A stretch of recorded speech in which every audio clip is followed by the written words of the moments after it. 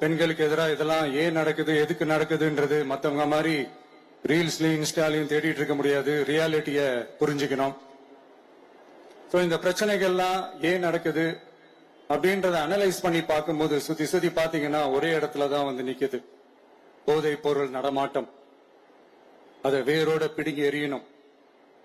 இது 2026 போன மாசம் மே மாசம் 10ஆம் தேதி இந்த பிரச்சனை புதுசா முளைச்சு வந்துடல. இது பல வருஷமா இருக்கிற பிரச்சனை.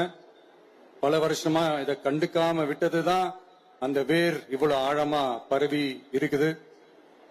இத பல வருஷமா கண்டுக்காம விட்டது யாருன்றது நான் சொல்லிதான் உங்களுக்கு தெரியணும்னு அவசியம் இல்லை. அது உங்களுக்கே நல்லா தெரியும். இப்ப அதை பத்தி பேசியும் பிரயோஜனம் இல்லை.